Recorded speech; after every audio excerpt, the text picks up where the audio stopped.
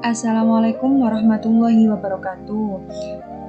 Pertemuan kali ini kita akan membahas tentang malaikat selalu bersamaku dalam bab iman kepada malaikat. Nah, kali ini kita akan membahas tentang malaikat-malaikat Allah. Pernahkah kamu berada dalam satu ruangan atau satu tempat yang terdapat CCTV? Apa yang akan kamu lakukan? Tentu saja, kamu akan merasa selalu ingin berhati-hati karena merasa diawasi. Demikian pula orang yang meyakini keberadaan malaikat yang senantiasa mengawasi dan mencatat segala gerak-gerik dan tingkah laku manusia. Orang yang beriman kepada malaikat akan merasa selalu diawasi oleh para malaikat Allah. Akibatnya, segala tindak tanduknya akan terkontrol dan terjaga. Orang tidak akan melakukan hal-hal konyol meskipun tidak ada orang yang melihatnya. Langsung saja, di sini ada 5 materi yang akan kita bahas. Materi pertama yaitu iman kepada malaikat. Iman berarti percaya, yakin. Beriman berarti mempercayai, meyakini. Dan malaikat berarti makhluk gaib yang diciptakan dari cahaya yang memiliki tugas tertentu dari Allah. Setelah kita tahu apa itu iman, apa itu beriman, dan apa itu malaikat, kita jadi tahu beriman kepada malaikat maksudnya adalah mempercayai, meyakini adanya malaikat Allah yang diciptakan dari cahaya untuk melaksanakan tugas-tugas tertentu dari Allah. Beriman kepada malaikat hukumnya adalah fardhu ain. Banyak orang menduga bahwa ketika ia melakukan sesuatu kejahatan yang tidak dilihat oleh orang lain, ia merasa aman. Padahal sama sekali tidak. Ia tetap dilihat oleh 2 malaikat Allah yang selalu siap setiap saat. 2 malaikat tersebut adalah Raqib dan Atid, yang bertugas mencatat perbuatan baik dan perbuatan buruk manusia. Mereka selalu patuh kepada Allah dan tak pernah sekalipun membangkang. Sumber yang dapat kita jadikan rujukan dalam hal beriman kepada malaikat yaitu dari Al-Quran dan hadis, yaitu di surat Al-Baqarah ayat 285, An-Nisa ayat 136, dan hadis riwayat Bukhari dan Muslim. Kalau ada ciri malaikat yang tidak sesuai dengan dalil-dalil yang ada dalam Al-Quran maupun hadis, patutlah kita tidak mempercayainya.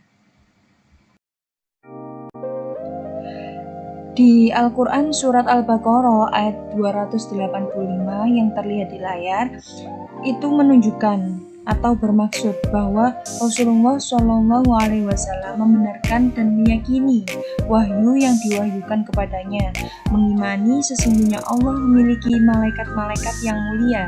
Dia menurunkan kitab-kitab suci dan mengutus rasul-rasul kepada makhluknya. Jadi di sini ayat ini membenarkan bahwa Allah itu memiliki malaikat-malaikat yang senantiasa membantunya dan selalu mematuhi setiap perintahnya. Di Quran surat An-Nisa ayat 136 di sini juga dijelaskan bahwa kita disuruh untuk tetap beristiqomah untuk beriman kepada Allah Subhanahu wa taala. Kita juga harus beriman kepada nabi dan rasul dan beriman kepada kitab-kitab Allah dan malaikat-malaikat Allah. Kita dilarang untuk mengkufuri apa yang seharusnya kita imani, karena itu adalah perintah dari Allah Subhanahu wa taala. Yang terakhir yaitu hadis riwayat Bukhari dan Muslim. Di sini asal mula kejadiannya yaitu malaikat Jibril yang datang menyerupai manusia kepada Nabi dan para sahabat dan menanyakan hal-hal berikut. Salah satu pertanyaannya yaitu tentang iman, dan di sini dibahas bahwa iman itu harus percaya kepada Allah, malaikat, kitab, pertemuan dengannya, rasul-rasul, dan kebangkitan di akhir nanti. Nah, sekarang kita akan mempelajari tentang perbedaan malaikat, manusia, dan jin. Dari segi asalnya sudah jelas beda karena malaikat berbeda dengan manusia dan jin, yaitu malaikat diciptakan dari nur atau cahaya, sementara manusia dan jin masing-masing diciptakan dari tanah dan api. Dari sifat-sifat dan ciri-cirinya bisa dilihat di tabel berikut. Ciri yang paling nyata yaitu manusia itu memiliki nafsu dan juga memiliki akal.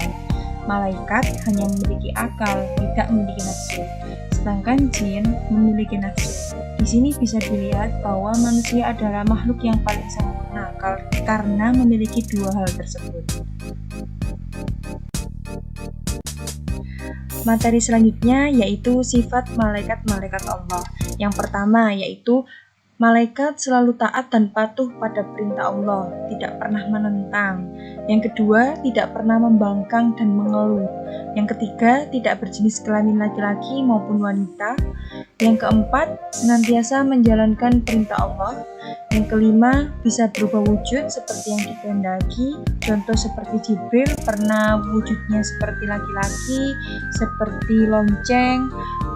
Saat itu juga pernah berwujud sayap yang membentang di seluruh bumi dan lain sebagainya. Yang terakhir yaitu tidak terikat oleh dimensi jarak dan waktu.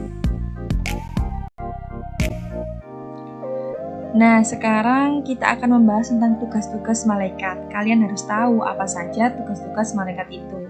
Yang pertama, beribadah kepada Allah dengan bertasbih kepadanya, membawa wahyu kepada para nabi dan rasul, lalu memohon ampunan bagi orang-orang yang beriman. Ada juga yang meniup sangkakala, lalu mencatat amal perbuatan manusia, baik perbuatan baik maupun perbuatan buruk. Selanjutnya, mencabut nyawa, lalu memberi salam kepada ahli surga dan menyiksa para ahli neraka. Selanjutnya yaitu yang memikul arsy. Selanjutnya memberi kabar gembira kepada kaum mukmin, lalu melakukan pekerjaan selain tugas yang di atas tadi. Dan sebenarnya ada tugas-tugas lain yang dilakukan oleh malaikat yang kita tidak ketahui. Nanti ada penjelasan lagi lebih dalam di buku paket kalian. Nah, yang terakhir yaitu hikmah beriman kepada malaikat-malaikat Allah. Yang pertama, menambah keimanan dan ketakwaan. Jika kita sudah beriman kepada malaikat Allah, kita akan menambah keimanan kita, lebih khusyuk lagi dalam beribadah kepada Allah. Yang kedua, senantiasa hati-hati dalam ucapan dan perbuatan, karena kita sudah merasa setiap kita dimanapun dan kapanpun pasti ada malaikat yang mengawasi kita dan mencatat semua perbuatan kita. Yang ketiga yaitu menambah rasa syukur kepada Allah. Yang keempat, semangat beribadah meskipun tidak dilihat orang lain. Di sini bisa dilihat meskipun tidak dilihat orang lain. Karena apa? Meskipun tidak ada orang lain, tapi ada malaikat yang selalu mengawasi kita. Yang terakhir yaitu semakin giat dalam berusaha dan mencari rezeki, karena Allah pasti mengirimkan malaikat untuk mengirimkan rezeki kepada hambanya yang berusaha dan selalu berdoa. Selanjutnya, perilaku mulia beriman kepada malaikat. Di bab materi kelima ini, kita bisa menerapkan perilaku mulia, yaitu yang pertama kita berkata dan selalu berbuat jujur, patuh dan taat kepada hukum Allah, tanggung jawab pada tugas yang diembankan kepada kita, lalu hati-hati dalam berucap. Setiap berucap kita harus memikirkan dulu apa yang kita ucapkan itu menyinggung orang lain atau baik untuk kita sendiri. Yang terakhir, memberikan bantuan kepada orang-orang yang membutuhkan. Nah, sekarang kita sudah memasuki babak terakhir dalam video pembelajaran kali ini. Saya sudah menyiapkan 8 pertanyaan. Dicatat 8 pertanyaan tersebut dan dijawab di buku tugas kalian.